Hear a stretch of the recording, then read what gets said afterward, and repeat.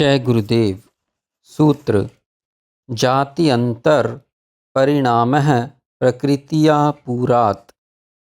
प्रकृति का प्रवाह कारण है एक जाति से दूसरी जाति में जन्म ग्रहण करने के परिणाम का। एक जन्म में अर्जित सिद्धियां दूसरे जन्म में भी कैसे प्रकट हो जाती हैं, इस शंका का निवारण करने के लिए यह सूत्र दिया गया है। जैसे देश परिवर्तन करने पर भी वही देह एक देश से दूसरे देश में स्थानांतरित हो जाता है, उसी प्रकार एक ही सूक्ष्म शरीर एक स्थूल देह त्याग कर दूसरे स्थूल देह में प्रविष्ट हो जाता है। सूक्ष्म शरीर जिसका पंच प्राण भी अंग हैं, स्थूल शरीर के रहने अथवा न रहने पर भी उसका अटूट प्रवाह बना रहता है।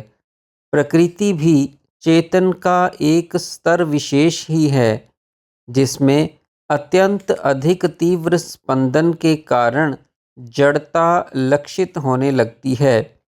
इस जड़ता का नाम ही प्रकृति है, जिसे कार्यशीलता के लिए चेतन सत्ता की आवश्यकता होती है। दृश्य एवं अदृश्य जगत में प्रकृति एवं चेतन सत्ता का संयोग बना रहता है, जिससे प्रकृति प्रतिपल परिवर्तित एवं कार्यशील बनी रहती है। उसी प्रकार सूक्ष्म शरीर भी अदृश्य अवस्था में भी जब स्थूल देह विलीन हो जाता है, प्रकृति का उपर्युक्त प्रवाह बना रहता है। जिस प्रकार मंदिर में प्रसाद वितरण के लिए या तो पुजारी एक एक करके भक्तों के पास जाता है, अथवा भक्त एक एक करके पुजारी के पास आकर प्रसाद ग्रहण करते हैं, उसी प्रकार स्थूल देह की विद्यमानता में स्थूल देह जगत में चंचल बना कभी विचरण करता रहता है, तो कभी जगत के विभिन्न पदार्थ उसके समक्ष आते रहते हैं। स्थूल देह के विलीन हो जाने पर तथा स्थूल जगत के अभाव में सूक्ष्म शरीर ही एक स्थूल देह का त्याग कर दूसरे शरीर में जाता है। पंच प्राण क्योंकि सूक्ष्म शरीर का ही अंग हैं, अतः वे भी उसके साथ ही देहांतरण कर जाते हैं, जिसे यहाँ जात्यंतर कहा गया है। वैसे भी प्राणों के अभाव में सूक्ष्म शरीर जड़ होने से प्रवाहित होने में अक्षम होगा। प्राणों की भांति ही चित्त अर्थात संस्कार एवं वासनाएं भी सूक्ष्म शरीर में ही सम्मिलित हैं। सिद्धियों का अर्थ संस्कारों तथा प्राणों की एक विशेष स्थिति में अवस्थित हो जाना है। वह विशेष स्थिति सूक्ष्म शरीर का अंग हो जाती है तथा उस स्थिति को साथ लेकर प्रकृति अर्थात चित्त एक स्थूल देह से दूसरे में प्रवाहित होकर देहांतर या जात्यांतर हो जाता है तथा सिद्धि भी दूसरे जन्म में प्रकट हो जाती है। यूं भी स्थूल देह सूक्ष्म शरीरस्थ संस्कारों वासनाओं का बाह्य प्रकटीकरण मात्र ही है।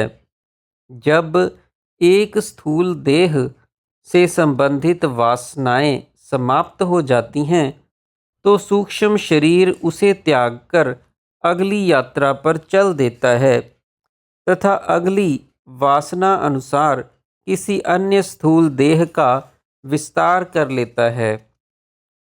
इस प्रकार एक स्थूल देह से दूसरे तक उसकी यात्रा निरंतर चलती रहती है। एक जन्म की वासना दूसरे में, एक जन्म की सिद्धि दूसरे में, एक जन्म का प्रवाह दूसरे में प्रकट होता रहता है। यह सब प्रकृति का ही प्रवाह है, जो चेतन के संयोग से घटित होता रहता है। अब यदि सब कुछ प्रकृति प्रवाह से ही घटित हो रहा है तो जप तप साधन की क्या आवश्यकता है, इस पर कहते हैं। सूत्र: निमित्तम प्रयोजकम प्रकृति नाम वर्ण भेदस्तु ततः क्षेत्रीक्वम। ये केवल निमित्त मात्र अप्रयोजक प्रकृति प्रवाह की रुकावट को किसान की भांति दूर करने वाले हैं। चेतन सत्ता प्रतिक्षण स्पंदित होकर प्रकृति प्रवाह को बनाए रखती है, किंतु जीव के विपरीत संस्कारों तथा वासनाओं के संचय से उस प्रवाह में प्रतिबंध आ जाता है। जैसे किसी नदी में बड़ी बड़ी पाषाण शिलाएं गिरा देने से जल प्रवाह में रुकावट आ जाती है, उसी प्रकार संस्कार भी प्रकृति प्रवाह का मार्ग अवरुद्ध कर देते हैं। जप तप आदि उन रुकावटों को दूर करने के लिए निमित्त हैं, प्रयोजक या निर्माता नहीं। जिस तरह शल्य चिकित्सा में कैटरैक्ट दूर कर देने से सूर्य का प्रकाश देखने की रुकावट दूर हो जाती है, सूर्य का प्रकाश पहले भी था, शल्य चिकित्सक ने कोई सूर्य का प्रकाश उदय नहीं किया, वह केवल निमित्त है। जिस प्रकार किसान ना तो जल का निर्माण करता है तथा ना ही उसे सिर पर उठाकर खेत तक ले जाता है, जल पहले से ही खेत के अंदर जल मार्ग में प्रवाहित है। जल तथा खेत के बीच की मेड़ जल के खेत में आने के मार्ग में रुकावट बनकर खड़ी है, जिसे किसान काट काट कर दूर कर देता है, जिससे जल खेत में प्रवेश कर जाता है। यही कार्य जप तप आदि करते हैं। जप तप से चित्त में रज तम के संस्कार क्षीण तथा सत्व के संस्कार उदय एवं संचित होते हैं, जिससे प्रकृति प्रवाह की रुकावट दूर हो जाती है। रज तम चित्त में जड़त्व को बढ़ावा देते हैं तथा सत्व चेतना की क्रियाशीलता को प्रकाशित करने वाला होता है। रज तम के संस्कारों से चित्त के अंदर के प्रकृति प्रवाह की रुकावट को छिद्र या गड्ढे कहा जाता है। जब जप तप आदि से सत्व गुण की वृद्धि होने पर प्रकृति प्रवाह अबाध गति से बहने लगता है, तो उसे आपूर्व में यह गड्ढे भर जाते हैं। प्रकृति प्रवाह गड्ढों की विद्यमानता में भी बहता रहता है, किंतु इन्हीं में समाता रहता है, आगे नहीं बढ़ पाता। इस तरह जप तप साधन आदि निमित्त मात्र हैं। जय गुरुदेव।